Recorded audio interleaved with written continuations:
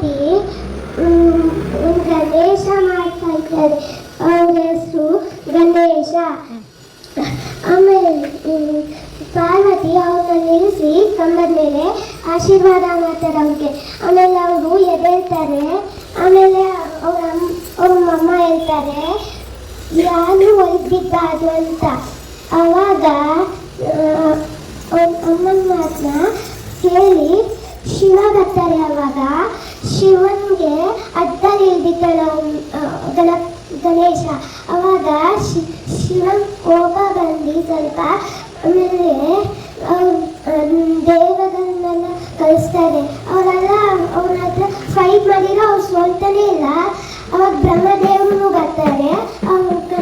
ಬ್ರಹ್ಮದೇವ್ನು ಸೋಲಿಸ್ತು ಗಣೇಶ.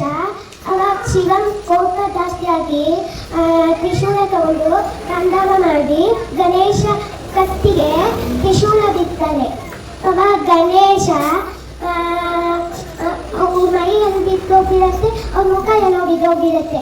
ಅವಾಗ ಪಾರ್ವತಿ ಸ್ನಾನದಿಂದ ಬಂದು ನೋಡಿದ್ರೆ ಗಣೇಶ ಕತ್ತಾಗಿರುತ್ತೆ. ಅವಾಗ ಪಾರ್ವತಿ ನಮ್ಮ ಮಗ ಬೇಕು ಅಂತ ಹೇಳ್ತಾರೆ. ಅವಾಗ ಶಿವ ಅವ್ರ ಫ್ರೆಂಡ್ಸಿಗೆ ಹೇಳ್ತಾರೆ ಯಾರಾದ್ರೂ ಉತ್ತರ ದಿಕ್ಕಿ ಹಾಕೊಂಡು ಮಲಗಿದ್ದಾರೆ ಅವ್ರ ತಲೆ ತಗೊಂಡು ಬನ್ನಿ ಅಂತ. ಅವಾಗ ಒಂದು ಇದು ಆನೆ ಮುಖ ಉತ್ತರ ದಿಕ್ಕಿ ಹಾಕಿ ಮಲ್ಕೊಂಡಿತ್ತು, ಅದನ್ನ ತಗೊಂಡ್ ಬರ್ತಾರೆ ಅದ್ರ ಮುಖ. ಆವಾಗ ಗಣೇಶನ್ಗೆ ಅವರ ಕತ್ತಿಗೆ ಚೋಸಿ ಅವ್ರಿಗೆ ಆಶೀರ್ವಾದ ಮಾಡ್ತಾರೆ. ಅವಾಗ ಗಣೇಶ ಮತ್ತೆ ಪಾರ್ವತಿ ದೇವಿ ಇಬ್ರು ಖುಷಿ ಆಗ್ತಾರೆ.